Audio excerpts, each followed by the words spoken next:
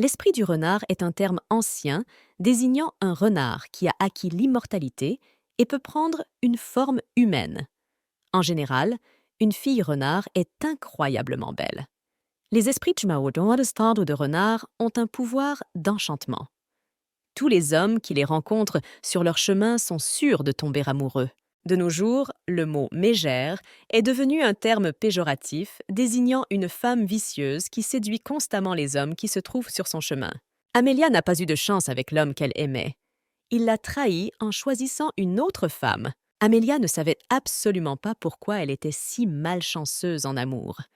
Elle était une mégère, mais elle n'avait pas encore rencontré d'homme capable de l'aimer vraiment. Amélia a décidé de reprendre l'apparence d'un renard, car elle en avait assez d'être humaine. Alors qu'elle réfléchit aux difficultés de la vie, Amélia ne remarque pas l'apparition d'un gros chien à ses côtés. En aboyant très fort, le chien s'est jeté sur Amélia. Amélia s'enfuit en poussant un cri sauvage. Un instant plus tard, le renard était dans les mains du jeune homme. « Un renard argenté ? Que fait-elle ici ?» s'interroge un homme. Il s'appelle Oliver. « Comment une chose aussi rare peut-elle se retrouver ici ? Il a dû s'échapper du zoo. Il est peu probable qu'il soit venu de la forêt, » dit Howard. Il était l'ami et le compagnon d'Oliver. « Quoi qu'il en soit, je veux garder cette bête, » dit Oliver à son compagnon. « Oliver, n'es-tu pas obsédé par la propreté ? Pourquoi fais-tu entrer ce sale renard dans ta maison ?» Howard est indigné. Ce qu'elle a entendu a choqué Amélia. Elle n'a jamais voulu être l'animal de compagnie de quelqu'un. Comment une personne peut-elle la ramasser dans la rue et l'emmener chez elle? N'est-ce pas un enlèvement? Oliver a apporté le renard dans sa maison et l'a posé sur son lit. « Laissez-la rester ici pour l'instant. Je vais prendre une douche et je déciderai ensuite de ce que je vais faire d'elle, » dit Oliver à Howard. « C'est trop dangereux pour moi de rester près de cet homme. Nous devons trouver un moyen de sortir d'ici le plus vite possible, » marmonna Amélia en explorant la pièce. Amélia remarque une petite boîte sur la table. Elle se demande ce qu'elle contient. Amélia a sauté sur la table et a poussé la boîte sur le sol. Lorsque la boîte est tombée, un bijou en est sorti. Amélia s'approcha prudemment de la pierre et la renifla. Soudain, la pierre s'illumine d'une lueur bleue et une brise fraîche envahit la pièce. Qu'est-ce que c'était à l'instant? Je sens le vent qui me souffle autour de moi. C'est tellement apaisant. Même mon cerveau semble plus frais, se dit Amélia. Quand Oliver est retourné dans sa chambre, il l'a trouvé dans un désordre total. « Qu'est-ce qui s'est passé dans votre chambre ?» s'étonne M. Savion, son majordome, qui est entré avec Olivier. Cela faisait si longtemps qu'Amélia n'avait pas pris sa forme de renard qu'elle avait même oublié qu'elle pouvait être invisible. « Où est votre renard ? Étrange, où a-t-elle pu aller ? Les portes et les fenêtres étaient refermées. Il n'a pas disparu dans la nature, n'est-ce pas ? S'étonne M. Savaon. Ce renard pucé a volé l'objet de ma mère. Son cristal bleu a disparu. La prochaine fois que je la verrai, je l'écorcherai, promit Oliver. De retour en ville, Amélia reprend forme humaine. Elle décide d'appeler son frère Christian. « Tu n'épouses pas Henri demain ? Pourquoi erres-tu en ville au milieu de la nuit ?» demande Christian en sortant de la voiture. « Je te prie de ne plus jamais prononcer ce nom en ma présence. » Amélia dit et pleura amèrement. Christian. « Tu sais ce qu'il y a de mieux ? Aujourd'hui, ma tache de naissance a disparu de mon visage. » C'est ce qu'Amélia dit à son frère lorsqu'ils arrivent chez lui. Christian, voyant que la jeune fille était contrariée, décida de lui offrir un délicieux chocolat chaud. « Henri est une vraie ordure. Il a trouvé une autre fille dans mon dos. Le moment venu, je me vengerai. Mais c'est de ma faute si je n'ai pas vu son vrai visage pendant toutes ces années. Essaie de l'oublier. Rappelle-toi toujours que je serai à tes côtés dans toutes les situations, » promet Christian à sa sœur. De retour chez elle, Amélia décide d'appeler sa tante Silva. « Ne vous énervez pas et suivez la ligne du destin. N'oublie pas que la race des renards argentés n'est pas comme les simples mortels. La nature des renards argentés attire le tonnerre céleste, et le mal fait par leurs compagnons leur revient. C'est pourquoi vous devez être extrêmement prudent dans le choix de votre futur compagnon. Vous ne pouvez pas vous tromper. » Amélia a toujours su qu'elle était promise à un destin plutôt difficile. Elle se considérait comme malchanceuse. Elle était destinée à être frappée par la foudre. La jeune fille savait aussi que le tournant d'une nouvelle vie l'attendait. L'essentiel était de ne pas le rater. « Il faut que j'arrête de faire l'imbécile amoureux. Je ferais mieux de me concentrer sur le travail. Les renards sont malheureux. Alors je n'ai pas beaucoup de temps à perdre. Je veux être une petite renarde heureuse, se dit Amelia. Soudain, la jeune fille se souvint du jeune homme qui l'avait sauvée du chien. Il était assez beau après tout. Oui, il est mignon, mais je dois arrêter de penser à lui. Je me suis interdit d'être une idiote en mal d'amour. Je n'ai absolument rien à faire avec ce bel homme. Je dois reprendre ma vie en main, se rappelle Amelia. Vous devez partir en voyage d'affaires. Le journaliste que nous avions envoyé plus tôt a eu un accident. Nous avons besoin de quelqu'un pour le remplacer, dit la jeune fille à son patron. Je sais que c'est difficile pour toi, mais ça ne vaut pas la peine de voyager jusqu'à une autre ville juste pour piquer une crise, déclare Barbara, sa collègue de travail, en s'approchant d'Amelia. Je n'y vais pas du tout pour faire un scandale. Je vais dans cette ville pour y travailler. Et puis, ça ne vaut pas la peine que je souffre, donc tu n'as pas à t'inquiéter de ça. Amelia rassure Barbara. Je veux commencer une nouvelle vie. Ce voyage d'affaires me sera utile. Je dois m'améliorer dans mon métier. Arrêtez de faire du surplace. En regardant sa collègue, Barbara se rend compte que la jeune fille a changé. Elle dégageait une énergie et une confiance en ses capacités jamais vues auparavant. Et sa tache de naissance a disparu de son visage. En volant vers la ville dont elle avait besoin, Amelia s'est promis qu'à partir de maintenant, elle cesserait d'être une perdante et qu'elle ne compterait plus que sur ses propres forces. Alors qu'Amelia montait l'escalator, elle a accidentellement trébuché et a commencé à tomber sur le dos. Un homme qui se tenait à côté d'elle l'a relevée. « Ma fille, tu vas bien ?» demande le gars. « Oui, ça va, merci pour votre aide », répond une Amelia rougissante. « Tu as décidé de partir seule en voyage ?» demande le jeune homme. Amelia s'empresse de l'assurer qu'elle ne voyage pas et qu'elle ne s'amuse pas ici, mais qu'elle est venue pour travailler. « Je suis heureux de vous rencontrer. Je m'appelle Maurice. Comme il commence à faire nuit, j'aimerais vous conduire à votre hôtel. Où logez-vous ? Merci. Mais je n'ai pas besoin de votre aide, j'y arriverai toute seule. » La jeune fille lui répondit. Ce type lui paraissait suspect. Il portait un costume de luxe et avait l'air extrêmement soigné. Pourquoi flirterait-il avec une fille ordinaire ? Maurice a été abordé par son gardien qui lui a demandé pourquoi il parlait à cette fille. Pourquoi était-il attiré par elle ? Il y a un parfum très rare qui émane de cette fille. Il est peut-être subtil, mais il a une grande valeur pour mon clan familial, explique Maurice. Amelia a croisé Oliver et Howard à l'aéroport. Ce dernier lui fait un clin d'œil narquois. Amelia savait qu'il ne l'avait pas encore vu sous sa forme humaine, mais elle essaya tout de même de leur cacher son visage. « Tu as remarqué que cette fille ne nous quittait pas des yeux, mais que dès que je lui faisais un clin d'œil, elle s'éloignait immédiatement ?» se plaint Howard. « C'est parce qu'elle a pu te voir de près. » Oliver lui répond. « Et en fait, essayez d'être plus sérieux. Vous savez que nous sommes venus ici pour une affaire très importante. Mais si tu n'aimes pas les filles, tu ne devrais pas non plus m'inscrire comme moine. » Howard est indigné. Faute de pouvoir héler un taxi, Amelia s'est mise en route pour prendre un autostoppeur. Soudain, comme dans les films d'horreur, un petit enfant s'est jeté sur la route. Il a foncé dans les roues de la voiture qui roulait à vive allure. Amelia s'est précipitée pour sauver l'enfant. La fillette repousse l'enfant, mais se retrouve juste devant la voiture dont les freins crissent. Maurice se précipite vers la jeune fille pour s'assurer de son état. « Que s'est-il passé là-bas ? Personne n'a été blessé ?» demande Howard, qui est sorti de la voiture. L'enfant est indemne, mais la jambe d'Amelia est blessée. Elle s'est écorché le genou en tombant. « Et voilà que nous vous retrouvons. Asseyez-vous, je vais vous emmener à l'hôpital, » dit Howard à la jeune fille. « Monsieur Howard Muddleton, je m'occuperai moi-même de la jeune fille. Ne vous inquiétez pas pour elle, » dit Maurice d'un ton qui n'admet aucune objection. « Monsieur Maurice Tsarine, cela fait longtemps que je ne vous ai pas vu, » dit Howard en lui jetant un regard en coin. « C'est vrai, mais nous devons nous dépêcher.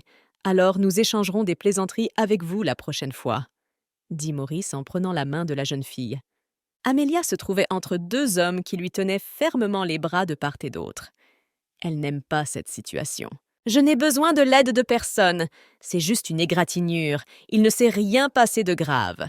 Je ne veux pas aller à l'hôpital. » Soudain, Amelia a crié. Sous l'effet de la surprise, les hommes lui lâchent brusquement les bras. Oliver est sorti de la voiture et s'est approché d'Amelia d'un pas assuré. Sans un mot, Oliver souleva la jeune fille dans ses bras et emporta sa voiture. « Regarde, ta beauté a été prise par un autre. Veux-tu le suivre ?» demande Howard à Maurice d'un ton narquois. « Je suis coincé sur ce côté de la route et j'ai le culot de vous demander de m'emmener au restaurant le plus proche. Maurice répond à Howard. Il prend sa valise et la porte jusqu'à la voiture d'Oliver. Howard est scandalisé par cette impudence inouïe. Assise dans la voiture, Amelia se sentait extrêmement mal à l'aise. « Ta blessure te fait encore mal ?» demande Maurice à la jeune fille. Il semblait à Amélie un homme au grand cœur. « Si ta blessure te gêne encore, je peux te donner des médicaments, » dit Howard en faisant un nouveau clin d'œil à Amelia. En observant le comportement de Howard, la jeune fille se dit que c'est un vrai coureur de jupons. Pour l'instant, le troisième homme reste un mystère pour Amelia. Il était silencieux et lisait en permanence une sorte de document. « Ne nous sommes-nous jamais rencontrés auparavant? Je crois que j'ai déjà vu vos yeux quelque part. » De manière inattendue, Oliver interrompt le silence. « Vous et moi nous sommes croisés à l'aéroport cet après-midi. » La jeune fille lui répond. « Et avant aujourd'hui ?» demanda Oliver en plongeant son regard dans celui de la jeune fille. « Non, nous ne vous avons jamais rencontrés auparavant. Vous vous trompez probablement. » Amelia se sentait mal à l'aise sous le regard d'Oliver. Elle avait l'impression que cet homme pouvait voir à travers elle. En sortant de la voiture, Amelia a remercié tous ses sauveurs et s'est empressée de leur dire au revoir. Elle ne veut pas être examinée par un médecin. Monsieur Muddleton a toujours gardé ses distances avec les filles, sans pour autant franchir la ligne de la politesse banale. Qu'est-ce qui le préoccupe tant chez cette jeune fille? Qu'est-ce qui l'intéresse tant chez elle? Demande Howard à voix haute. Je considère que mes affaires personnelles n'ont pas besoin d'être jugées par qui que ce soit. Maurice lui répond brièvement. Et tu as agi de façon très étrange aujourd'hui. Vous êtes obsédé par la propreté. Alors pourquoi avez-vous ramassé cette fille par terre? Voulais-tu ruiner ton image? Demande Howard à son compagnon.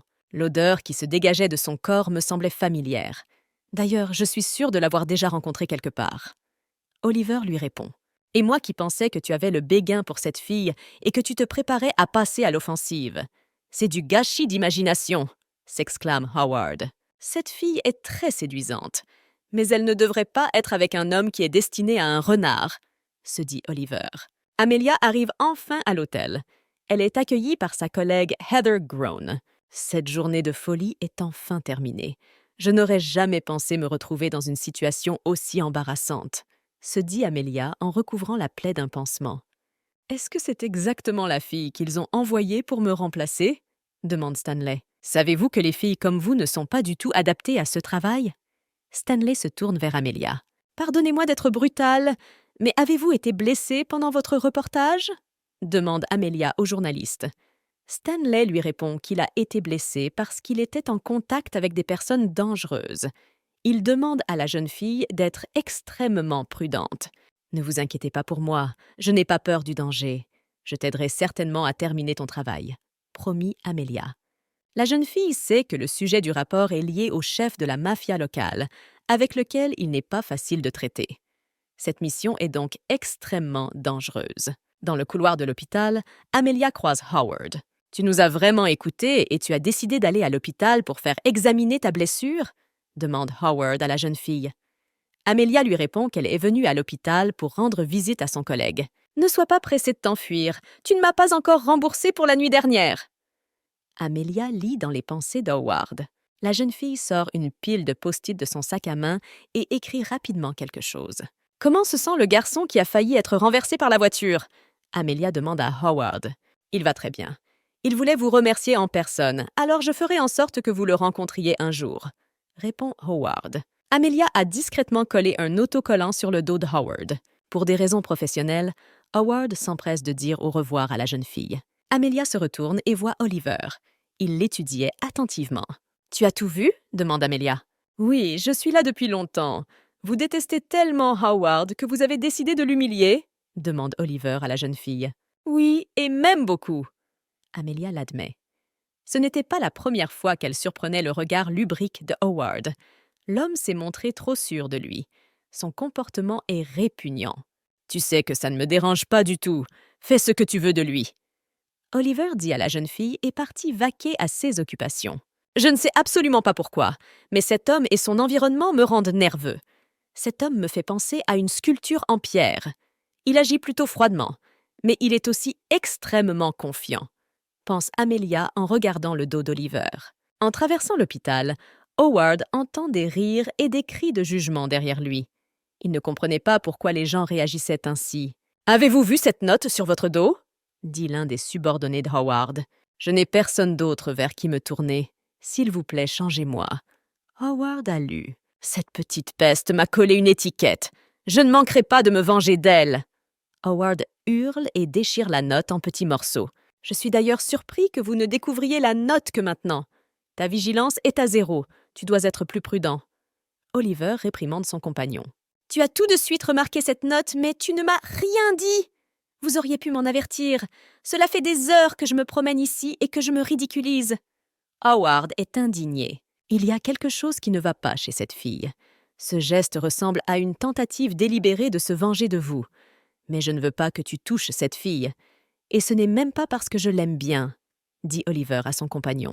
Je n'ai absolument aucun projet pour cette fille, mais elle a sauvé Natal, alors je ne souhaite pas que vous l'importuniez. Et je pense que tu es attiré par cette fille parce que Maurice a des vues sur elle. Je sais que vous et lui êtes de vieux rivaux, dit Howard à son compagnon. Je savais que je devrais faire face à toutes sortes de situations en tant que journaliste, mais je n'aurais jamais pensé qu'un jour je devrais travailler sous couverture, pense Amelia en se regardant dans le miroir. Stanley explique à la jeune fille que c'est le directeur de la publication qui lui a confié cette tâche. S'il échouait, il serait renvoyé. Amelia voulait aider Stanley, mais elle avait peur d'échouer dans cette mission. Elle n'avait pas de chance, car cet hôtel était habité par des types qu'elle avait déjà rencontrés. Ils risquaient de la trahir par inadvertance. « Bonjour !» entendit Amelia derrière elle d'une voix enfantine.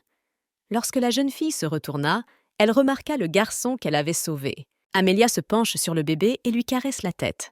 Elle était heureuse de le voir ici. « Vous êtes journaliste, n'est-ce pas? Vous n'avez rien à faire ici, c'est dangereux, alors dépêchez-vous de partir. » Conseil Natal. « Et comment savez-vous que je suis journaliste ?» se demanda Amelia. La jeune fille ne remarqua pas que plusieurs hommes sortaient de différentes pièces pour entrer dans le couloir. « Bien sûr que nous savons qui vous êtes. Une jambe cassée ne vous a pas suffi? Vous avez décidé de m'envoyer une autre proie ?» demanda l'homme aux cheveux gris. Il était extrêmement confiant. Amelia en conclut qu'il était le chef de cette équipe. « Je ne te laisserai pas la toucher !» Natal cria et s'empressa de recouvrir la jeune fille de son petit corps. Les petits morveux n'ont pas le droit de se mêler des affaires des adultes. Le second homme aux cheveux grisonnants gloussa et souleva le garçon par le pan de sa chemise. « Avec une telle beauté, c'est dommage de ne pas s'amuser un peu avant de la tuer. » Le meneur de jeu chuchote à l'oreille de la jeune fille. Amelia est attachée et laissée dans une pièce vide. La jeune fille décida que lorsqu'elle serait seule, elle se transformerait en renard et enlèverait les cordes qui l'attachaient. « Ne fais rien de stupide, je surveille chacun de tes mouvements !» Le chef de gang met en garde la jeune fille. Amelia leva les yeux et vit la caméra suspendue au-dessus d'elle. Elle ne pouvait pas se transformer maintenant, car si quelqu'un découvrait son secret, elle devrait se cacher pour le reste de sa vie. Amelia entendit des voix dans la pièce voisine. Elle s'approcha de la porte qui reliait les deux pièces. Soudain, Amelia a reculé d'horreur devant la porte. Elle entendit la voix d'Oliver. « Lame, es-tu sûre que personne ne nous écoute? Je déteste que mes affaires soient portées à la connaissance d'étrangers, » dit Oliver au chef de gang. « J'avais prévu de m'occuper d'une souris avant de vous rencontrer, mais j'ai décidé qu'il n'était pas nécessaire de faire couler le sang avant la grande affaire. Tu n'as pas à t'inquiéter, elle ne sortira pas vivante de cette pièce. » L'âme lui répondit. « D'accord, quand on en viendra au fait, » dit Oliver en s'asseyant sur le canapé. « Je ne peux vous donner que la moitié de la marchandise. J'attends de vous que vous me payiez 50% de plus que le montant convenu. » « Oliver, tu ne peux pas me faire ça. Je pense que toi et moi sommes amis, » dit Lames avec des reproches dans la voix. « Je n'ai pas d'amis, seulement des ennemis et des étrangers. » Oliver lui répondit froidement. « Vous changez le traité à volonté? Pour qui me prenez-vous? Avec quelles intentions es-tu venu me voir ?» rugit Lames en se levant d'un bond. « Je ne suis pas là pour un marché, je suis là pour vous détruire, » dit Oliver sèchement. « C'est terrible. S'il y a un combat ici maintenant, ils vont me tuer par inadvertance. Et je ne veux pas mourir maintenant. » Amelia grimace. « Madame Junger, je ne pensais pas vous rencontrer à nouveau dans ces circonstances. » Howard apparaît sur le seuil de la pièce. « Le monde est petit, après tout. Qu'est-ce que je suis censé faire de toi maintenant? » Howard s'approcha de la jeune fille et retira le ruban adhésif de ses lèvres. « Oliver, qu'en penses-tu? Peut-être devrions-nous éliminer le témoin après tout ?» demande Howard à son compagnon. « Cette fille ne sait rien. Alors laissez-la partir, s'il vous plaît, » demande Natal. « Suivez-moi » Oliver ordonne à Amelia. En traversant la pièce suivante, Amelia vit le désordre et les flaques de sang. Il y avait probablement eu un massacre ici, mais les corps avaient déjà été enlevés. La jeune fille s'étonna qu'un massacre ait eu lieu dans l'enceinte de l'hôtel, mais personne n'en fit cas. Amelia a jeté un coup d'œil à Oliver. L'hôtel était probablement sous son contrôle. Mais qui était-il? Et comment pouvait-il avoir un tel pouvoir entre les mains? Dans le couloir de l'hôtel, Amelia aperçoit Maurice.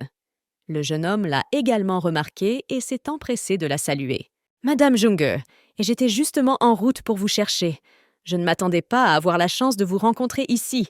Puis-je vous inviter à dîner ?» Maurice demande à Amelia. La jeune fille nota que, pour une raison ou une autre, cet homme lui faisait peur. Elle avait constamment envie de le fuir. Amelia s'est empressée de décliner son offre. Elle ne veut pas rester seule avec cet homme. Maurice veut se rapprocher d'Amelia, mais Oliver lui barre la route. « Monsieur Morrigan, pourriez-vous desserrer votre étreinte et laisser partir la jeune fille? C'est une de mes amies. J'espère vraiment que vous ne lui ferez pas de mal, » dit Oliver à Maurice. « Et ce n'est même pas ce que j'avais en tête. Cette fille est à mes côtés de son plein gré. » Oliver l'assure. « Bien. Alors je rencontrerai cette fille la prochaine fois, » promet Maurice. C'est étrange, mais Oliver et Maurice ne sont plus les mêmes depuis qu'ils ont rencontré cette fille. Qu'ont-ils vu en elle de si spécial? Elle a un joli visage, mais rien de plus, se dit Howard. « Je crois que tu as peur de Maurice, n'est-ce pas ?» demande Olivier à la jeune fille. « Je n'ai pas peur de lui. C'est juste que lorsqu'il est près de moi, je peux sentir le danger qui émane de lui. Cela me rend un peu méfiante, » admit Amelia. « Tu sais qui est Maurice Tsarine ?» poursuit Oliver après qu'il soit monté dans la voiture. Amelia lui répond qu'elle ne sait pas grand-chose sur cet homme. « Et moi ?» demanda encore Oliver. « Je ne sais rien de vous non plus. Et pour être honnête, après aujourd'hui, je n'ai même pas envie de savoir quoi que ce soit, » lui répondit Amelia. Plus Oliver observait Amelia, plus elle lui faisait penser à un renard rusé. Plus Oliver observait Amelia, plus elle lui faisait penser à un renard rusé. Soudain, Oliver se souvint du renard argenté qu'il avait ramassé dans la rue l'autre jour et qu'il avait ramené chez lui. Il n'avait que de mauvais souvenirs de ce renard, une chambre saccagée et un cristal perdu. La famille Tsarine est l'oligarchie financière mondiale, avec une fortune familiale qui se mesure en milliards. Ils ne perdent jamais d'argent sur leurs investissements et sont des leaders imbattables dans le monde de la finance. De manière inattendue, Oliver se met à raconter. La famille Tsarine est très réservée, mais pour autant que je sache, elle possède toujours une autre entreprise. Plus récemment, elle s'est autoproclamée héritière des mentors célestes. Ils sont également considérés comme les plus grands philanthropes du monde. « Les héritiers des mentors célestes ?» s'étonne Amelia. « Et pourquoi avez-vous été si surprise par cela et non par leur situation financière ?» demande Oliver à la jeune fille avec prudence. « Mais vous avez dit vous-même qu'ils ne perdent jamais sur un investissement. C'est grâce à leurs dons, n'est-ce pas ?» demanda Amelia avec un sourire insouciant. « Maurice est l'héritier des mentors célestes. C'est pour cela qu'il me fait peur. Les guides célestes sont les ennemis de la famille Renard. Je ne peux pas le laisser reconnaître qui je suis vraiment, » se dit Amelia. Leur véritable identité n'est connue que du cercle étroit de leur famille et de quelques personnes extérieures. Oliver poursuit. « Et pourquoi m'as-tu parlé de leurs secrets? Veux-tu te débarrasser de moi par les mains d'autres personnes ?» demanda Amelia avec crainte. « S'il veut vous tuer, j'aimerais être là. C'est curieux qu'il s'intéresse à toi, tu ne trouves pas ?» Se penchant vers la jeune fille, Oliver dit d'une voix calme. Oliver a emmené la jeune fille dans son manoir. Amelia s'en voulait de ne pas avoir réussi à lui échapper plus tôt. Maintenant, il lui serait extrêmement difficile de s'échapper. Amelia remarqua que Natal marchait à côté d'elle, l'air très triste. Quelque chose le préoccupe. « Natal, merci d'avoir pris ma défense aujourd'hui. » Amelia dit et caresse la tête du garçon. « Je suis complètement inutile. Je n'ai pas su te protéger aujourd'hui. » Natal s'offusqua en repoussant la main de la jeune fille. « Vous avez beaucoup de cran pour rester en contact avec ce gamin. Savez-vous de qui il est le fils ?» Howard demande à Amelia. Cet enfant était l'un des objectifs de notre voyage. L'âme n'était qu'un personnage secondaire qui ne méritait pas notre attention. Je ne veux pas savoir à qui appartient ce fils. Si j'en sais trop, je serai en grand danger, et je devrais rester aussi loin que possible de ces gens. Je dois m'enfuir d'ici dès que j'en ai l'occasion, se dit Amelia. La seule chose, c'est qu'il y a un gros problème. Cet homme connaît mon nom et mon lieu de travail. Avec 16 ressources, me trouver ne sera pas difficile. Il me sera extrêmement difficile de me cacher de lui. Monsieur Morrigan, je vous remercie de m'avoir sauvé, mais la nuit tombe, et si je ne rentre pas au plus vite, mes collègues vont s'inquiéter pour moi, dit la jeune fille à Oliver. Tu crois que je vais te laisser partir malgré ce qui s'est passé? Demanda Oliver d'une voix calme et sans émotion, ce qui effraya encore plus la jeune fille déjà terrifiée. Tout cela est arrivé sans que j'y sois pour quelque chose. Je ne suis qu'une victime dans cette situation. Je tiens à vous assurer que je n'ai absolument pas entendu votre conversation. Amelia s'oppose à lui. Vous saurez que la conversation a eu lieu, et c'est le plus important. Toujours sans émotion, Oliver lui répond. Et si nous faisions un pari avec vous, propose Amelia. Si je réussis à m'échapper d'ici sans être repérée, vous ne me chercherez pas et vous oublierez que j'existe. D'accord, je vous donne un jour. Si tu es encore là demain soir, tu seras entièrement à ma disposition. Mais je tiens à vous prévenir que personne ne m'a jamais échappé auparavant. Oliver aimait le pari que lui proposait la jeune fille. Allons, personne ne lui a jamais échappé. As-tu oublié que récemment, un renard s'est échappé sous ton nez, ce qui t'a mis dans une colère noire? Demande Howard à son compagnon d'une voix enjouée. Oliver a regardé son compagnon avec colère. Howard s'approcha d'Amelia, lui passa le bras autour des épaules et la conduisit dans la salle à manger. La jeune fille se tourna vers Oliver. « Vous ne devez pas le regarder. Il ne mangera pas avec nous. Monsieur Morrigan est trop dégoûté pour partager une table avec qui que ce soit, » dit Howard à la jeune fille. Amelia avait reçu une robe bleue pour ne pas avoir à s'asseoir à table dans son uniforme de bonne. Même si elle n'en avait pas envie, elle devait quand même se changer. « J'ai entendu parler de votre pari avec Monsieur Morrigan. As-tu vraiment l'intention de t'échapper » chuchota Natal à l'oreille de la jeune fille. « Oui, mais je vais avoir besoin de votre aide. Dans 2 heures, tu devras dire à Oliver que j'ai disparu, » dit la fille à l'enfant. Exactement 2 heures plus tard, Natal se rendit dans la chambre d'Oliver et frappa à la porte. Le garçon a crié haut et fort qu'Amelia avait disparu. Faisant irruption dans la chambre d'Amelia, Oliver et ses subordonnés constatèrent que la jeune fille ne s'y trouvait pas. « Et les caméras? À quelle heure a-t-elle quitté le bâtiment ?» demande Oliver à Howard. Alors que tout le monde se demande comment la jeune fille a pu quitter la pièce, car même les caméras n'ont pas enregistré l'ouverture des portes, Amelia, sous sa forme de renard invisible, se précipite dans le couloir. Soudain, Oliver s'est figé et a regardé attentivement Amelia. « Ce n'est pas possible, il ne peut pas me voir. Est-ce qu'il m'a senti d'une manière ou d'une autre? Est-il si perspicace ?» se demanda Amelia. « Qu'est-ce que vous regardez? As-tu découvert une preuve quelconque ?» demande Howard à son compagnon. « Non, je l'ai juste imaginé, » lui répond Oliver. « C'est étrange. Le manoir est équipé d'un système de sécurité de première classe. Alors comment a-t-elle réussi à se faufiler dehors?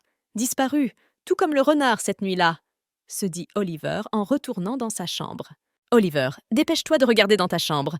Howard appelle son compagnon. » Sur l'un des murs de la chambre d'Oliver, il y avait un écriteau. « Foule, fou. »« Mais quand même, elle s'est bien débrouillée. Elle t'a même laissé un souvenir, » dit Oliver dans un grand éclat de rire. « Natal, la fille t'a demandé de l'aide » demanda Olivier au garçon.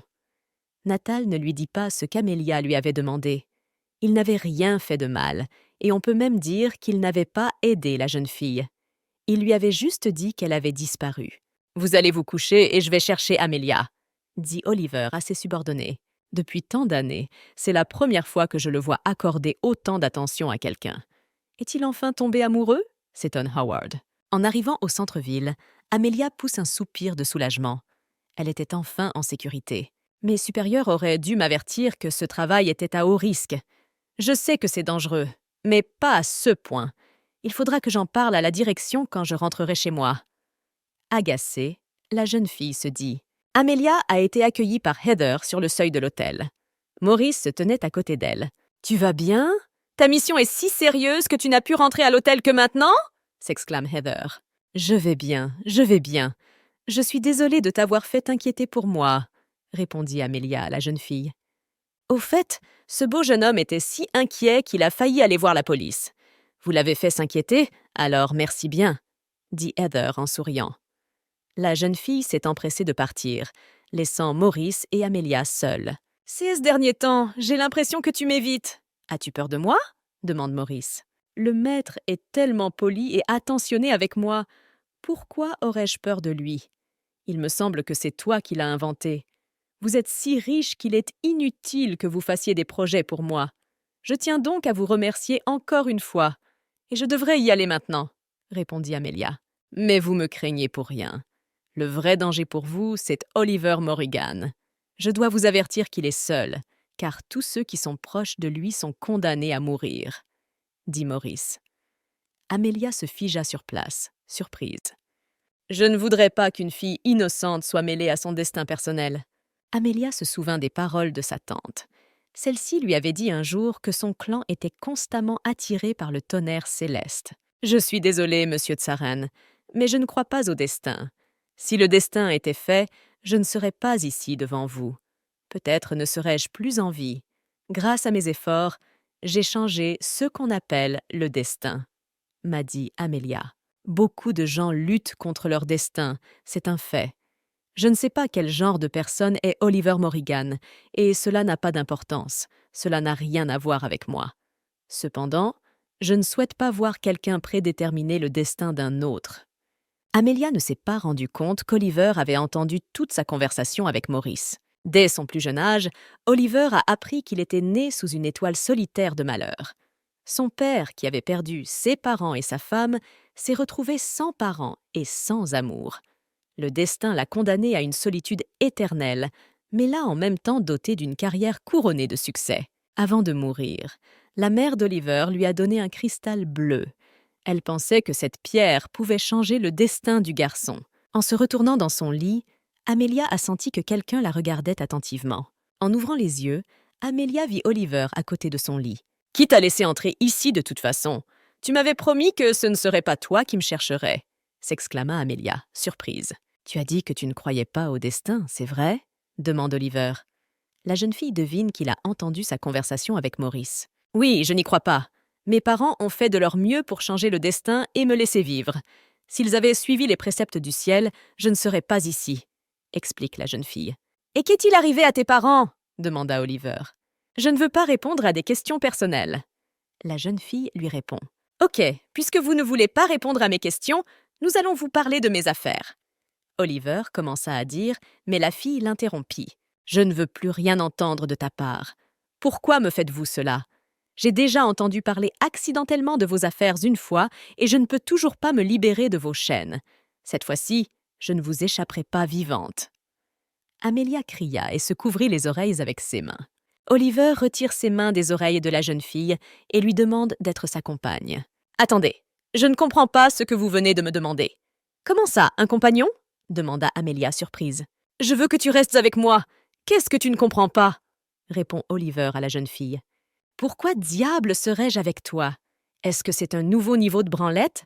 Pourquoi es-tu si bizarre ?» s'exclame Amelia. « Je tiens à préciser que devenir mon compagnon ne signifie pas être ma petite amie. » Oliver marmonne, offusqué. « Je suis désolée, mais il faut que vous vous réveilliez de toutes ces bêtises. Je ne vis pas dans cette ville, c'est juste la destination de mon voyage d'affaires. Je rentre bientôt chez moi, je ne peux pas rester avec toi, » explique Amelia. « Et où vas-tu aller? Retourner chez ton ex-petit ami Henry ?» demanda Oliver avec irritation. « Vous avez déjà réussi à obtenir des informations sur moi ?» s'exclame Amelia, surprise. La voix de Heather vient de l'extérieur de la porte. La jeune fille s'inquiète pour sa collègue, car des voix fortes se font entendre derrière sa porte. Heather est pile à l'heure, et à moins que vous ne vouliez vous faire attraper par les flics et être accusé de harcèlement, vous feriez mieux de vous dépêcher et de sortir d'ici, avertit la petite amie d'Oliver. Oliver s'est approché d'Amelia et lui a dit qu'il ouvrirait lui-même les portes à sa collègue. Oliver ouvrit les portes en grand, puis attira Amelia à lui et l'embrassa passionnément sur les lèvres. « Oh, c'est comme ça que vous vous parlez? Je dois vous interrompre? Je devrais probablement y aller. » marmonne une Heather surprise. Elle ferma la porte de la chambre d'Amelia et se dépêcha de retourner dans sa suite. « Qu'est-ce que tu crois faire? Comment oses-tu m'embrasser sans mon consentement ?» Amelia est outrée et repousse Oliver loin d'elle. Cette méthode a permis d'éviter les malentendus et les questions de tiers et nous a laissés tranquilles, explique Oliver à la jeune fille. Oliver a mis Amelia sur son épaule et s'est dirigé vers la fenêtre. Oliver a ouvert le battant de la fenêtre et est monté sur le rebord. Amelia gémit avec effroi. Elle ne voulait pas mourir si vite. Oliver a sauté par la fenêtre avec la fille dans les bras. Amelia a crié. Étonnamment, après avoir volé quelques étages, Oliver atterrit en douceur sur le sol. Amelia a vu des inconnus regarder par la fenêtre de sa chambre. Oliver était probablement suivi. Après avoir couru quelques centaines de mètres, Amelia se rend compte qu'elle est à court d'énergie. Soudain, Oliver se figea sur place. Respirant bruyamment, la jeune fille commença à lui poser des questions. Elle était extrêmement curieuse. Quel genre de type en avait après lui? Comment savait-il qu'il était venu la voir? Le suivait-il? Oliver a remis un pistolet à la jeune fille et lui a dit de s'enfuir dès qu'elle en aurait l'occasion. « Pourquoi ai-je besoin d'une arme? Je ne sais absolument pas tirer ?» marmonne Amelia, effrayée. « Arrêtez de vous cacher et sortez !» ordonne Oliver aux garçons qui le poursuivent. « Ne touche pas à la fille, tu ne veux que moi !» dit Oliver en cachant Amelia derrière son dos. « J'ai d'abord pensé faire la fille et te laisser pour le dessert. Merci de m'avoir épargné cette peine. » dit le type aux cheveux poilus en tirant sur la culasse de son arme. « Oliver m'a enlevé de ma chambre d'hôtel pour me sauver ?» se demande Amelia. Soudain, l'homme de forte corpulence brandit son arme et tire à plusieurs reprises sur Oliver. Oliver s'est baissé et a couru vers le coin du bâtiment le plus proche avec la fille. « Cours vers l'est, tu y trouveras de l'aide !» ordonna Oliver à la jeune fille. Sans dire un mot, Amelia courut dans la direction indiquée. « Une fille obéissante, c'est tout à fait mon genre !» Oliver se marmonne à lui-même en regardant la fille s'enfuir. « Eh bien, on va s'amuser maintenant ?» Les bandits s'exclament et se précipitent sur Oliver. Amelia avait peur de laisser Oliver seul, elle s'est donc empressée de lui venir en aide. Seulement, elle ne voulait pas qu'il soit au courant de son aide. La jeune fille prit rapidement une forme invisible. Amelia vit que l'un des bandits visait Oliver, et elle lança une pierre sur l'attaquant. La balle a sifflé à côté du visage d'Oliver. « Qui d'autre est ici ?» s'étonnent les bandits. Amelia s'est furtivement approchée de l'un des bandits et l'a assommé d'un coup sec. Howard entend le bruit d'une bagarre et se précipite au secours de son compagnon. Lorsque les bandits ont vu le groupe d'hommes approcher, ils se sont enfuis. « Oliver, tu vas bien? Ils n'ont pas eu le temps de te faire du mal ?» demande Howard avec enthousiasme. « Je vais bien. As-tu rencontré Amelia en venant ici ?» demande Oliver à son compagnon. « Non, je pensais qu'elle était avec vous. » Howard répond, surpris. « Je lui ai ordonné d'aller vers l'est, donc vous la rencontrerez en chemin. »« D'accord, on s'en occupera plus tard. Envoyez des hommes à la recherche d'Amelia. » ordonna Oliver. Soudain, Oliver gémit et se saisit l'épaule. Il avait été blessé à l'épaule droite pendant le combat. Howard lui propose d'aller à l'hôpital, mais Oliver refuse. Il n'a pas le temps de rester dans une chambre d'hôpital. Sans écouter les cris de son compagnon, Howard jeta Oliver sur son épaule et le porta jusqu'à la voiture. Il fallait l'emmener tout de suite à l'hôpital. Amelia est également blessée au bras. La jeune fille se dirige vers l'hôpital, laissant derrière elle une traînée de sang. Amelia aurait pu arriver plus vite à l'hôpital sous la forme d'un renard, mais on ne peut pas se transformer en plein jour au milieu de la ville. En s'évanouissant, la jeune fille voit Maurice s'approcher d'elle. Lorsque Amelia ouvre les yeux, elle voit Maurice à côté de son lit. « Comment vous sentez-vous? » La blessure par balle a été soignée, alors essayez de ne pas la mouiller. Ne vous inquiétez pas non plus du fait que vous portez un pyjama neuf. Ma femme de chambre t'a changé. Hier soir, tu as dit que tu ne croyais pas au destin. Regarde ce qui s'est passé après ce que tu as dit Maurice à la jeune fille en versant de l'eau dans un verre. « Je t'ai demandé de rester le plus loin possible d'Oliver, mais tu n'as pas voulu m'écouter. » Maurice tend un verre d'eau à la jeune fille. « Je vous suis extrêmement reconnaissant de m'avoir sauvée. Au fait, j'ai entendu dire que vous étiez une diseuse de bonne aventure héréditaire. Je pense que vous avez également prédit le destin d'Oliver, n'est-ce pas ?» demanda Amelia. « Non, son destin a été prédit par un ancien de mon clan. De génération en génération, mon clan a produit des devins. Mais mon clan est doté d'un autre don. Sais-tu déjà lequel ?» demanda Maurice à la jeune fille. Amelia haussa les épaules avec incompréhension. Le clan Tsarine est l'héritier des mentors célestes qui purifient ce monde des esprits et des démons. Heureusement, ces derniers temps, l'impureté est extrêmement rare. Nous avons caché notre position aux étrangers pendant des centaines d'années. « Mais si vous gardez votre don secret, pourquoi m'en parler maintenant ?» demanda la jeune fille. « Tu me croirais si je te disais que nos destins étaient liés avant même que nous soyons nés? Tu dégages un léger parfum qui m'est familier. » Se penchant vers la jeune fille, Maurice avoue. « Howard, as-tu trouvé Amelia ?» Oliver se soulève sur le lit et demande. Howard s'empresse de remettre son compagnon sur le lit. Il ne pouvait pas se lever, il avait perdu beaucoup de sang sur le chemin de l'hôpital. « Howard, réponds-moi vite. As-tu trouvé Amelia ?»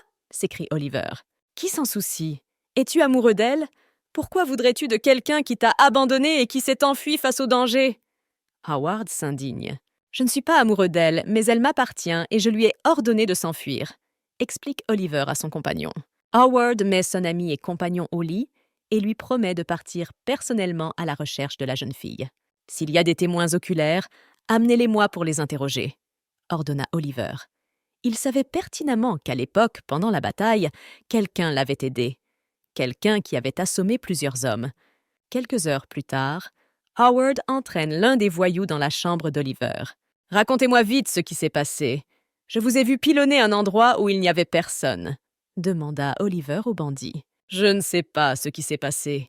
J'ai juste senti que quelqu'un me poussait dans le dos. Mais quand je me suis retourné, il n'y avait personne derrière moi, » dit le bandit. « Qu'en est-il de cette fille? Je croyais que tu avais dit que tu voulais te débarrasser d'elle.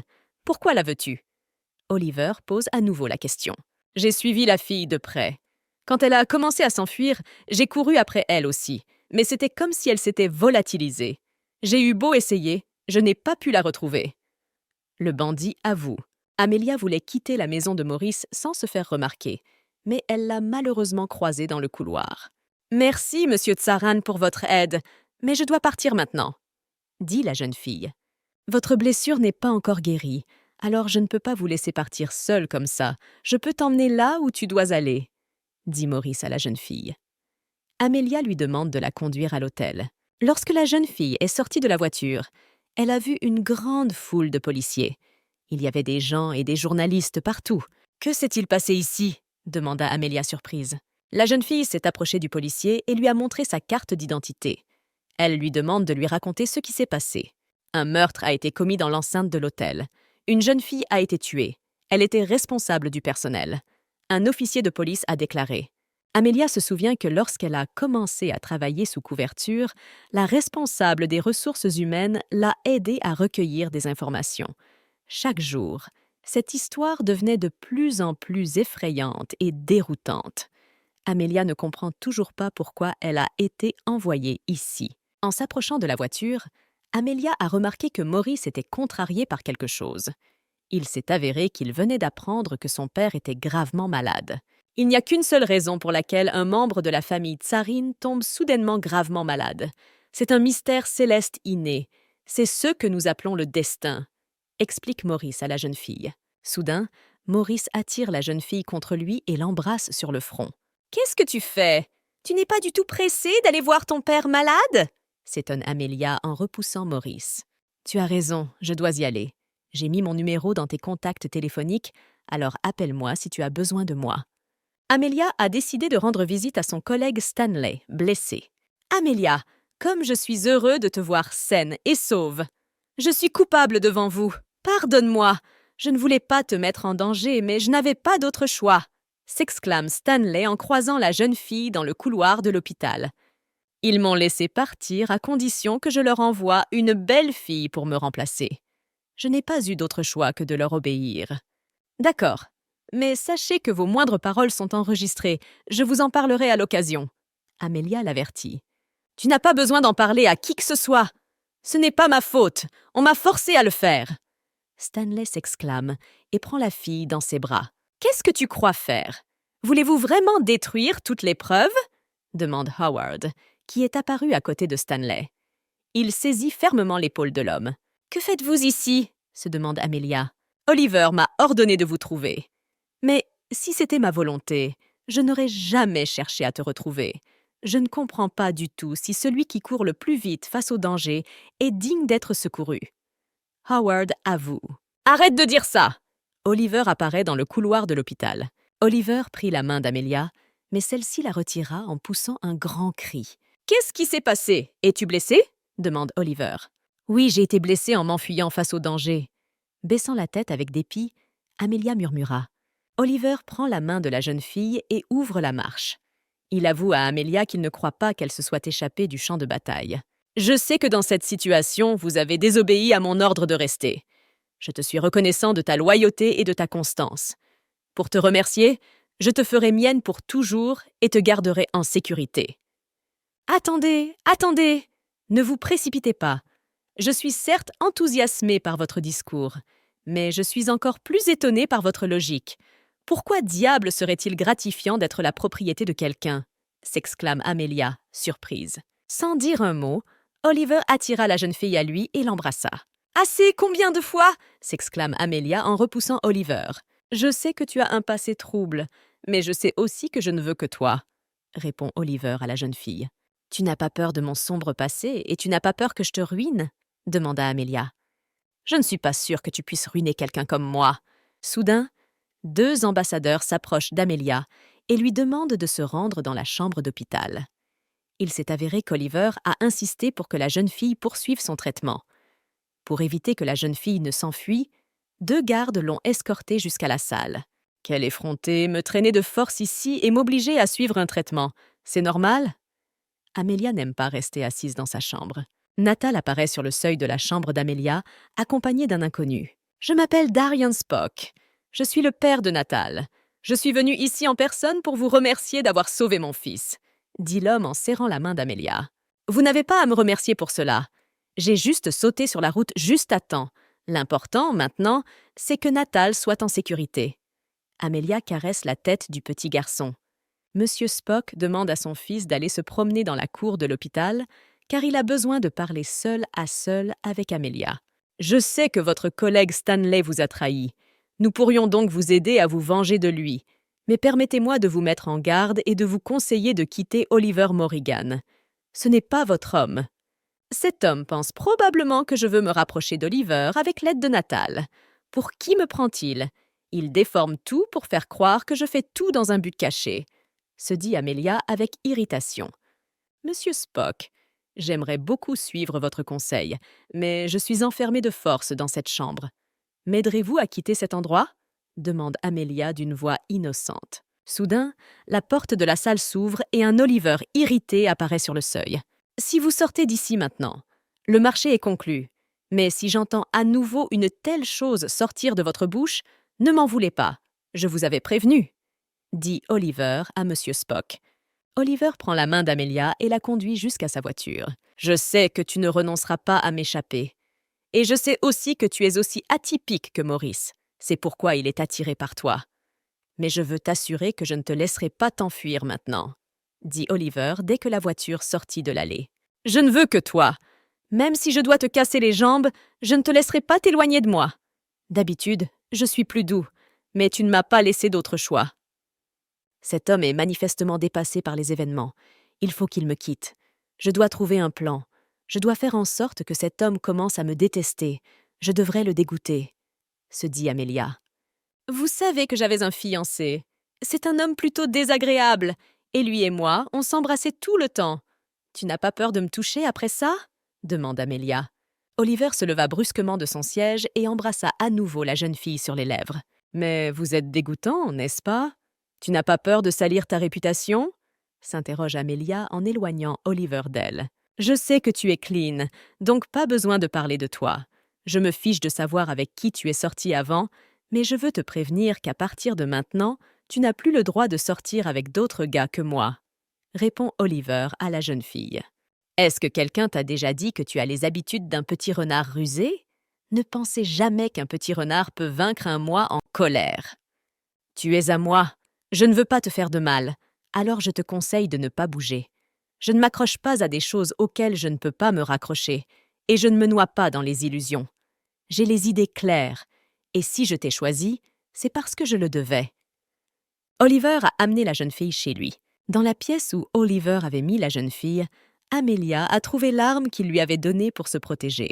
Oliver est entré dans la pièce. « C'est l'arme que vous m'avez donnée ce jour-là, ai-je bien compris? Savez-vous que ce jour-là, c'était la première fois que je tenais une arme dans mes mains? Je n'aurais jamais pu tirer. » Amelia avoue. « Tu vois, c'est une bonne chose que tu te sois enfuie à temps, » dit Oliver à la jeune fille. « Pourquoi est-il si calme? Ma disparition instantanée ne lui a pas semblé étrange ?» s'étonna la jeune fille. « Si tu veux, je peux t'apprendre à tirer, » propose Oliver. « Je pensais que tu allais dire qu'avec toi, je ne devrais pas avoir à penser à l'autodéfense, » dit Amelia avec une sorte de rictus. « Vous êtes en sécurité avec moi, mais j'aimerais que vous puissiez prendre soin de vous. Si votre capacité à disparaître soudainement est complétée par la possession d'une arme, vous ne serez pas en danger. » Oliver répondit à la jeune fille. Oliver a emmené Amelia au stand de tir et lui a montré comment utiliser correctement l'arme. « Regarde, tu es si bon! Tu as réussi à atteindre toutes les cibles en plein dans le mille. Honnêtement, je ne m'attendais même pas à ce que tu sois aussi bon. » Admirative, Amelia saisit la main d'Oliver. « Et moi, je veux essayer aussi, » demanda Amelia. Oliver n'a pas objecté, mais a silencieusement mis l'arme dans les mains de la jeune fille. « Vous savez, même si ce n'est pas la première fois que je tiens cette arme dans mes mains, elle me semble toujours aussi lourde. » Amelia l'admet.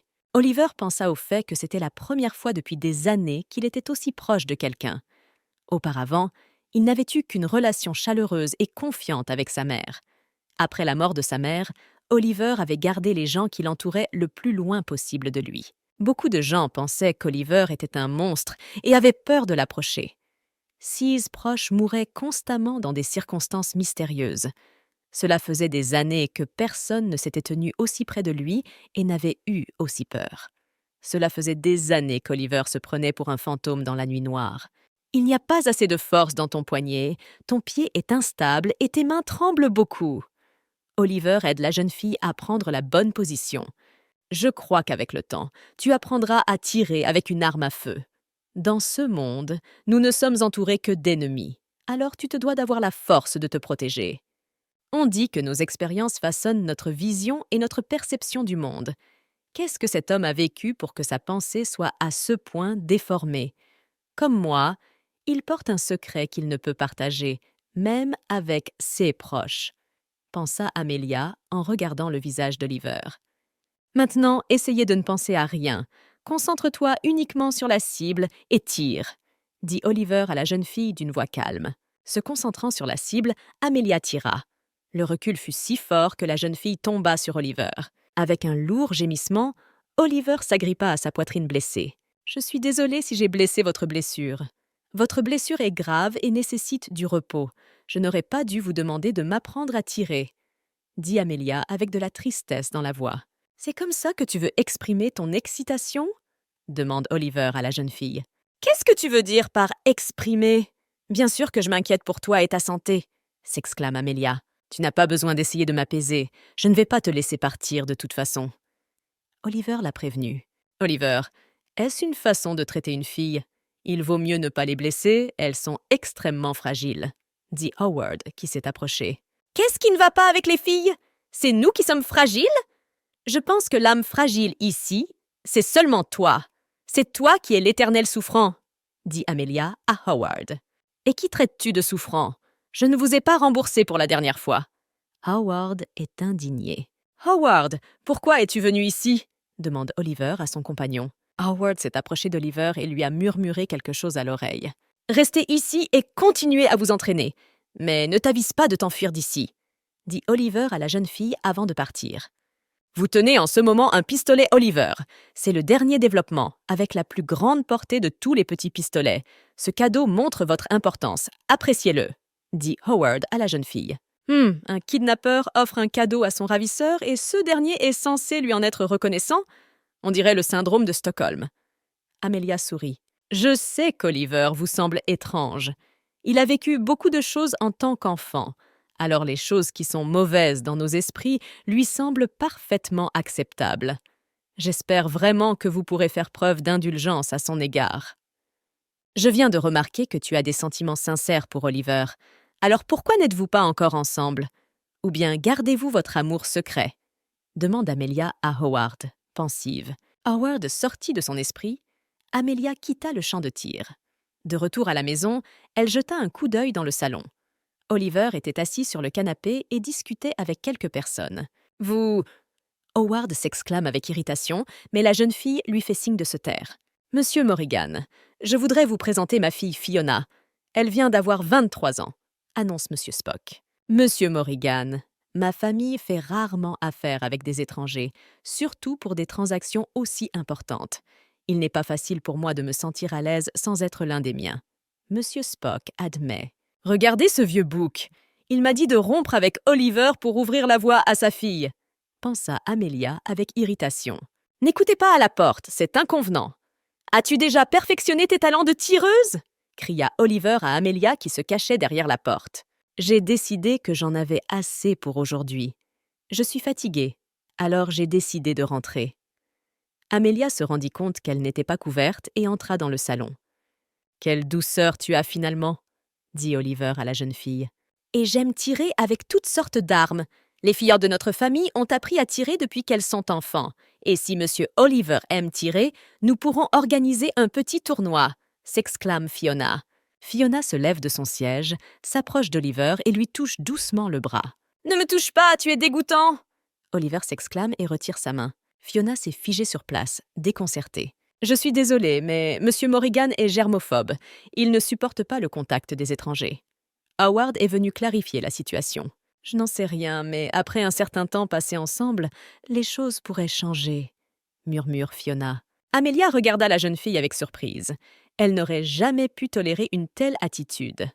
Amelia admire la détermination de Fiona. Comme Monsieur Spock et Oliver doivent discuter de certaines choses, il demande à Amelia si elle peut faire visiter le manoir à Fiona. « Et pourquoi dois-je faire cela exactement ?» se demande Amelia. « Regardez le culot de ce type. Il me garde ici par la force et il veut que je coopère avec lui. Qu'est-ce qui lui passe par la tête ?» se dit Amelia avec irritation. Mais comme elle n'avait pas d'autre choix, elle devait faire visiter les lieux à Fiona. « Fiona, je suis désolée, mais je suis moi-même très nouvelle dans ce manoir. Je ne connais pas grand-chose ici, donc je ne peux rien vous dire, » dit Amelia à la jeune fille. « Laissez Oliver tranquille. » Regardant Amelia d'un air maussade, Fiona siffla de colère. Oliver a à peine entendu ce que lui disait Monsieur Spock. Il était plus intéressé par le sujet de conversation entre Amelia et Fiona. Il voyait la tension monter entre les deux filles. Oliver se leva de son siège et se dirigea vers le couloir. « Oliver, ton intervention ne fera qu'empirer les choses. Laisse-les parler seuls, et tu verras si Amelia est jalouse de toi. » Howard dit à son compagnon, l'empêchant de faire quoi que ce soit d'irréfléchi. Après avoir écouté Howard, Oliver a décidé de faire les choses à sa manière. Il est parti à la recherche d'Amelia. « Nous ne serons pas dérangés ici, alors dites ce que vous voulez. Tu as quelque chose à me dire, n'est-ce pas ?» dit Amelia à Fiona. « Tout ce que je veux, c'est que tu quittes Oliver. » Fiona a répondu. « J'ai compris. Tu as des sentiments particuliers pour Oliver. »« Jusqu'où es-tu prête à aller ?» demande Amelia à la jeune fille. « J'ai toujours aimé les plus forts. Et Morrigan Sun est le meilleur candidat pour moi. Je crois qu'il est le seul à être digne de moi. Quant à vous, vous êtes une fille inconvenante qu'il a rencontrée avant son mariage. »« Et qui viens-tu de traiter d'obscène ?» s'exclame Amelia avec irritation. « Je fais cela pour votre bien. Oliver est né avec un destin fatal, il est orphelin. Il est responsable de la mort de sa mère et de ses frères. Tu ne seras pas heureuse avec lui. » Fiona avertit la jeune fille. « J'ai déjà entendu Maurice dire quelque chose de ce genre. Que s'est-il passé alors? Oliver n'aurait-il pas pu tuer sa propre mère ?» se dit Amelia. « La famille tsarine a prédit que j'étais la future épouse d'Oliver. Seul moi pouvais l'être, » dit Fiona avec des sourcils arrogants. « Si mes paroles vous effraient, partez d'ici. Si tu restes avec Oliver, tes proches mourront un par un de mes mains. Je te ferai souffrir jusqu'à la fin de tes jours. » Fiona chuchote à l'oreille d'Amelia. « Puisque vous croyez à des choses métaphysiques comme les prédictions, vous devez aussi croire au karma? Tu ne penses pas que le mal a sa rétribution ?» demanda Amelia avec irritation. Cette fille arrogante commençait à l'énerver. « Ne pense même pas à m'intimider !» s'exclame Fiona d'une voix tremblante. « Et je ne voulais pas te faire peur !» Amelia dit doucement et s'évanouit dans les airs. « C'est quoi toutes ces manigances? Arrête de faire ça! Ne me fais pas peur !» s'exclama Fiona avec effroi. La jeune fille regarda frénétiquement autour d'elle, mais Amelia était comme tombée par terre. Amelia s'est approchée de Fiona et l'a frappée dans le dos avec la bouche de son arme. « N'oublie pas que tu n'es pas à la hauteur. Ose t'approcher de mes proches et la prochaine fois, j'appuierai sur la gâchette. » Amelia avertit la jeune fille. « Vous ne m'intéressez pas et je ne suis pas hostile à votre égard. Si tu aimes un gars, attire sa sympathie. Ne fais pas de la fille la plus proche une cible à détruire. De plus, Oliver ne m'aime pas, alors arrête de me traiter comme un adversaire conditionnel. » Amelia aperçoit Oliver, Howard et Monsieur Spock qui se dirigent vers eux, et la jeune fille s'empresse de baisser son arme. « Je me demande depuis combien de temps Oliver est ici. Qu'a-t-il vu jusqu'à présent ?» se dit Amelia avec crainte. « Oliver, sauve-moi! Cette fille est le diable! Elle a disparu devant moi! Elle m'a menacée avec une arme! » Fiona se plaint à Oliver. En outre, elle a des mœurs légères et est malhonnête, comme me l'a appris son collègue Stanley. Elle a des relations avec plusieurs hommes à la fois. Veux-tu toujours cette fille à tes côtés? Je ne permettrai à personne de se débarrasser de mon peuple. Ne croyez pas que je ne connais pas vos véritables intentions, et je ne vous permettrai jamais de faire du mal à ma femme, répond Oliver à Fiona. Es-tu heureuse? Demande Oliver à Amelia. La jeune fille le remercie d'avoir pris sa défense. Pas besoin de mots de gratitude. Tu es à moi après tout, alors je te protégerai toujours. Oliver répondit à la jeune fille. De retour à la maison, Amelia réfléchit à sa relation avec Oliver. Cet homme était séduisant, charmant, mais avait un mauvais caractère. Cependant, il a toujours traité la jeune fille avec gentillesse. De plus, cet homme est très solitaire. Malgré les personnes qui l'entourent, un vide intérieur freine son bon cœur. Amelia entre dans sa chambre et voit Oliver assis sur le lit. Sa présence a surpris la jeune fille. « C'est ma maison. Je peux donc être dans n'importe quelle pièce, y compris celle-ci, » dit Oliver à la jeune fille. Saisissant le bras de la jeune fille, Oliver l'a précipitée sur le lit d'un geste brusque. « Est-ce que tu m'aimes » demande Oliver à la jeune fille. « Est-ce que tu m'aimes » Amelia répond à la question par une question. « Non, je ne t'aime pas. » En regardant la jeune fille dans les yeux, Oliver a admis. « Puisque tu ne m'aimes pas, tu n'as pas à m'appeler la tienne. Pour qui me prenez-vous » demande Amelia avec irritation. Soudain, des coups de feu sont entendus dans le couloir. « Reste dans ta chambre !» Oliver ordonne à Amelia. « Au fait, ne pensez plus à vous enfuir, j'ai tout préparé. Mes hommes sont à l'aéroport et à la gare routière. Ils vous couperont rapidement toute possibilité de fuite. » Le téléphone sur la table de nuit sonne. C'est Christian, le frère d'Amelia, qui appelle. Il dit à la jeune fille que leur tante Silva a disparu. « Tu m'as demandé de lui rendre visite de temps en temps. Eh bien, la dernière fois que je ne l'ai pas vue chez moi, je n'ai pas pu la joindre au téléphone. Et aujourd'hui, j'ai trouvé un mot.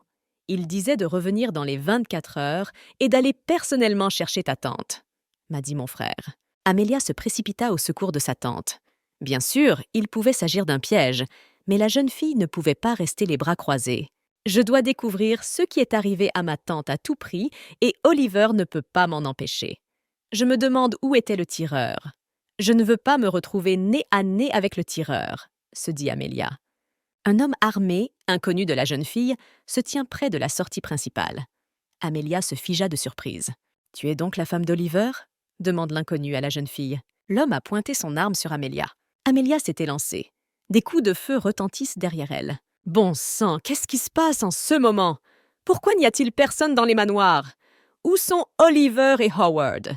Pas de garde ni de serviteurs en vue. » Amelia réfléchit avec crainte. En sautant dans la rue, la jeune fille aperçoit une foule de gens. « Eh bien, vous êtes cernés !» s'exclame M. Spock. « Je ne m'attendais pas à être trahi par votre propre femme. Je propose que nous écoutions cet enregistrement, » dit Fiona en appuyant sur un bouton de l'enregistreur. « Amelia m'a dit comment passer à travers le système de sécurité électronique du manoir d'Oliver Morrigan. C'est comme ça qu'elle a réussi à lui échapper une fois. » Une voix masculine s'exprime sur l'enregistrement. « Oh, c'est la voix de Stanley. Pourquoi a-t-il tant de haine pour moi? Dommage qu'il ne sache pas qu'Oliver connaît ma méthode de disparition, » pensa Amelia en soupirant lourdement. « J'ai entendu quelqu'un mentionner mon nom. Me faire porter le chapeau de façon aussi inconsidérée est très imprudent. Tu ne trouves pas ?» demanda Amelia en sortant de sa cachette. « C'est bien que Madame Junger soit là aussi. J'allais justement la remercier pour sa coopération, » dit M. Spock à voix haute. J'espère que vous n'avez pas cru à cette absurdité incohérente, dit Amelia à Oliver. Je t'ai dit de rester dans ta chambre, dit Oliver avec irritation. Oliver, tu as encore le temps de changer d'avis et d'obtenir la clémence de ton père, car je t'aime, dit Fiona. Monsieur Spock remarque que son fidèle assistant Morgan n'est toujours pas apparu. Il est entré dans la maison il y a quelques minutes et a disparu. Il y a manifestement quelque chose qui ne va pas. C'est bien ce que ça veut dire. Il faut en finir au plus vite. Monsieur Spock pousse un grand cri et retire la sécurité de son pistolet. Protégeant la jeune fille des balles avec son corps, Oliver a forcé Amelia à retourner dans la maison. Ne crois pas que je vais rester dans la maison alors que tu es en danger. Je suis impliquée dans ce qui se passe. Donc, je ne peux pas te laisser. Amelia s'exclame en attrapant le bras d'Oliver. Je ne serai pas blessée en l'absence de l'aide de la jeune fille fragile. De plus, tu ne dois laisser personne d'autre savoir que tu es capable de faire quelque chose. Et sans l'utiliser, il est peu probable que tu puisses m'aider, lui répond Oliver. Un de ses gardes s'approcha d'Oliver. Il portait Morgan dans ses bras.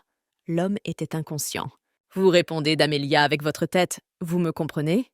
dit Oliver à son garde. L'homme promit de veiller à la sécurité de la jeune fille et s'inclina bien bas. « Je ne pourrai pas rester ici sans rien faire. Je dois encore aider ma tante. » Amelia se dit et s'évanouit dans les airs. Amelia arrête le premier taxi qu'elle trouve et se dirige vers l'aéroport. Oliver m'a dit que l'aéroport et la gare étaient gardés par ces hommes. J'espère vraiment qu'ils bluffaient. Mais ces hommes ne vont pas m'attraper et me ramener, n'est-ce pas? Quel est le meilleur moyen pour moi de quitter cette ville? Qui pourra m'aider? Amelia réfléchit avec tension. Amelia a d'abord feuilleté frénétiquement son annuaire. Elle tombe par hasard sur le nom de Maurice Tsarin. « Maurice, je t'appelle pour te demander de l'aide. Ne pouvez-vous pas me trouver un moyen sûr de rentrer chez moi? Tout récemment, j'ai été encerclée par des gens qui menaçaient ma sécurité. Il est dangereux pour moi de rentrer seule, dit Amelia à Maurice. Très bien, je vais vous aider. Va à l'aéroport maintenant et mes hommes t'aideront à quitter la ville. Maurice le promet à la jeune fille. Et tu ne me demandes même pas ce qui s'est passé? Demanda Amelia surprise. Je suis prêt à accéder à toutes vos demandes. Les raisons m'importent peu. Maurice répond à la jeune fille. Amelia a dû se tourner vers son pire ennemi pour obtenir de l'aide, car elle n'avait aucune autre connaissance dans cette ville. Bien que Maurice soit gentil avec la jeune fille, elle sait qu'il cache peut-être son véritable but. « Monsieur Morrigan, pardonnez-moi, je n'ai pas remarqué la disparition de Madame Junger. » Son garde s'excuse auprès d'Oliver. « D'accord, je te crois, ce n'est pas de ta faute. » Oliver lui répond. « Tu penses toujours à elle? Elle t'a encore abandonné et s'est enfuie. Cela pourrait se reproduire et peut-être que le système de sécurité du manoir a vraiment été exposé par elle, dit Howard à son compagnon. Elle n'a rien à voir avec ça, dit Oliver d'une voix ferme. Et elle ne m'a pas abandonné la dernière fois, elle est revenue m'aider au péril de sa vie. Et le système de sécurité? Comment a-t-elle pu s'échapper sans laisser de traces si elle ne connaissait pas le système de sécurité sur le bout des doigts? Demande Howard, incrédule. Je sais comment elle a fait. Sa disparition n'a rien à voir avec le système de sécurité. Oliver lui répond. Je crois que cette fille te fait perdre la tête, dit Howard avec un gros soupir. Je devrais probablement appeler Oliver pour voir comment il va, pensa Amelia, mais je n'ai pas son numéro de téléphone. Comment se fait-il que je n'ai même pas pris la peine d'obtenir son numéro? Amelia se frappe le front de frustration. Soudain, le téléphone de la jeune fille sonne. Il s'agit d'un numéro inconnu. « Où es-tu » demanda brièvement Oliver. Amelia était heureuse d'entendre sa voix.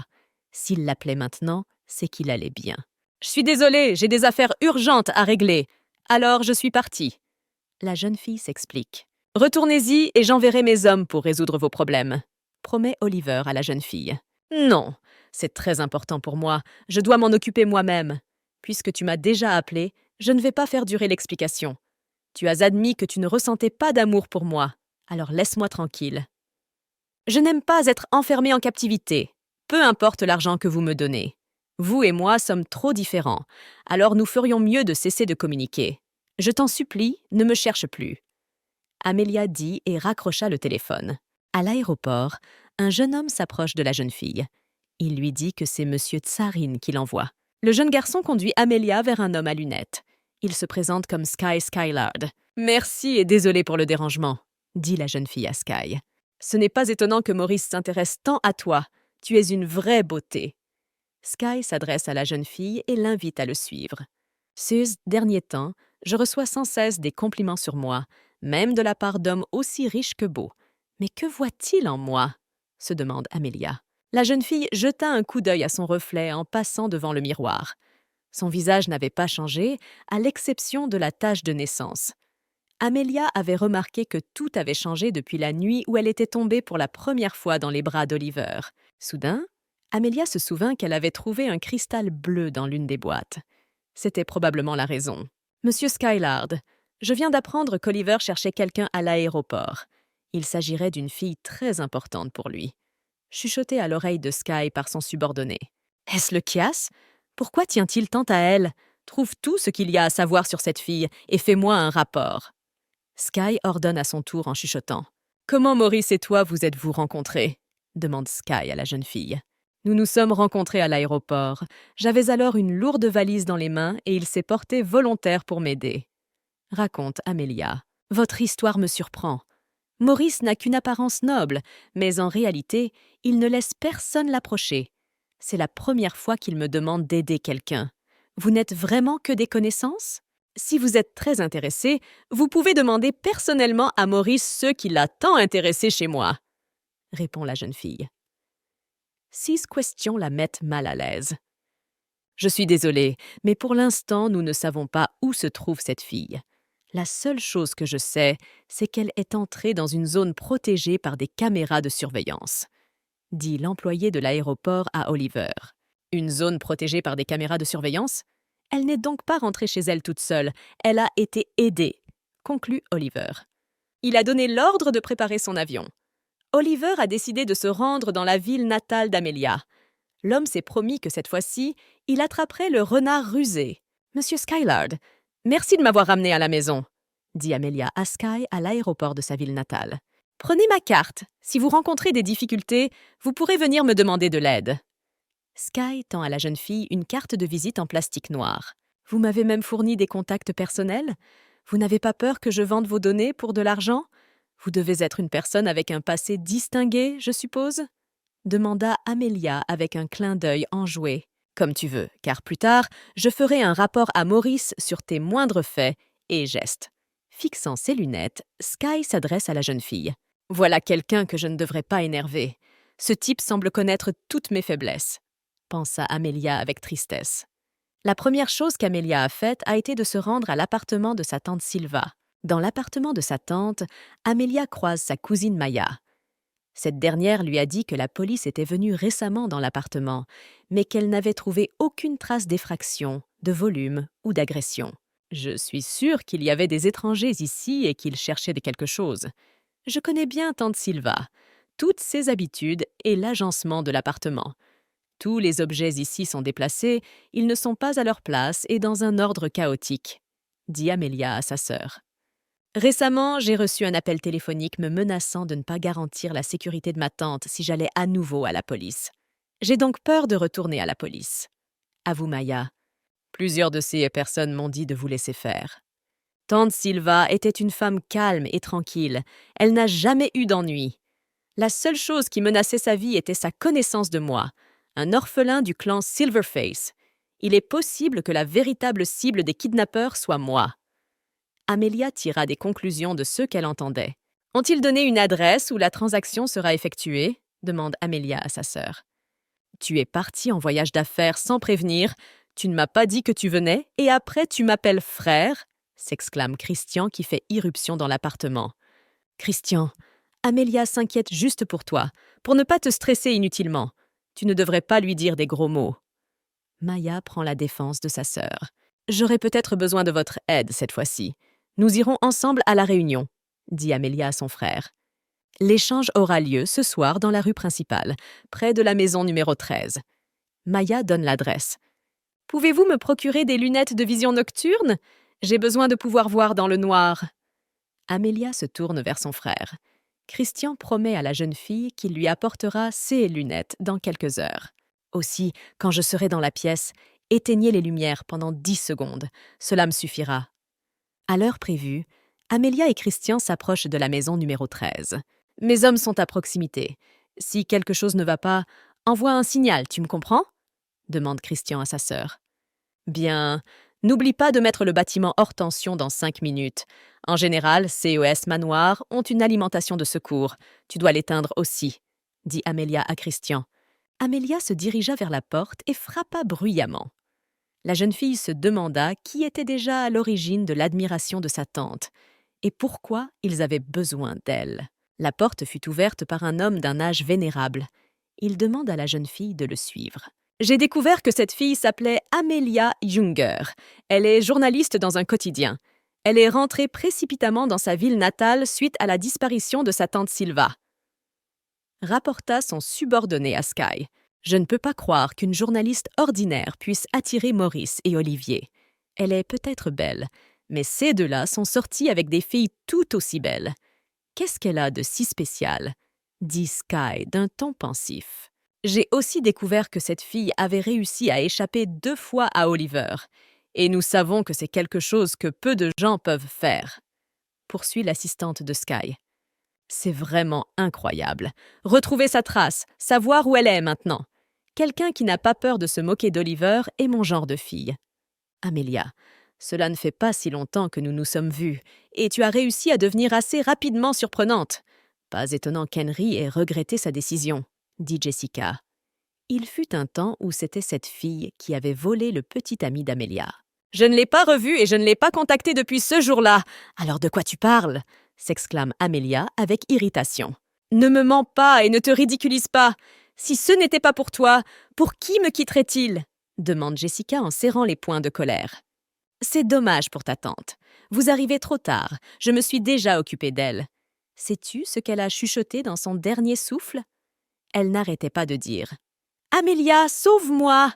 Dit Jessica en riant aux éclats. Tu mens! Elle n'apporterait jamais quelque chose comme ça. Tu n'as pas de tante Silva, dit Amelia d'une voix assurée. Mais où qu'elle soit maintenant, mon but a été atteint. Si Henry n'est plus à moi, tu ne peux plus l'avoir non plus, dit Jessica. Et je ne me soucie pas du tout de lui. C'est une vraie ordure. Et une personne aussi pourrie, tu la considères comme la plus précieuse? Se donner tant de mal pour un mec, tu ne te sens pas minable? Demanda Amelia. Alors que 5 minutes se sont écoulées depuis qu'Amelia est entrée dans la maison, les lumières du bâtiment s'éteignent. La panique s'installe. Lorsque la lumière est réapparue, tout le monde a vu Amelia serrer Jessica contre elle de sa main gauche et tenir le couteau à son cou de sa main droite. « Vous avez perdu la tête? Mon père est à la tête de l'entreprise. Si tu me tues, tu devras faire face à tout le quartier !» s'exclame Jessica. Amelia s'en moque. Une seule chose l'intéresse, savoir où se trouve sa tante Silva. Je voulais la kidnapper, mais quand je suis entrée dans l'appartement, il n'y avait personne. Ta tante t'a laissé une lettre, mais si tu me tues, tu ne la liras jamais. Lettre? Eh bien, c'est le style de tante Silva. Jessica dit probablement la vérité en ce moment, se dit Amelia. Jessica dit à Amelia que la lettre se trouve dans la poche gauche de sa robe. Amelia y glissa sa main et en sortit une enveloppe blanche. Ne m'en voulez pas si vous n'êtes pas assez intelligente. Quelqu'un comme toi mérite Henry. Amelia s'exclame et repousse Jessica. Agacée, Jessica se tourne vers Amelia, mais elle est déjà partie. Comment a-t-elle fait ça? Où est-elle allée? Cette fille est-elle vraiment un démon? Jessica demanda en tremblant de peur. Elle n'avait jamais vu une telle chose, une personne se dissoudre dans l'air sans laisser de traces.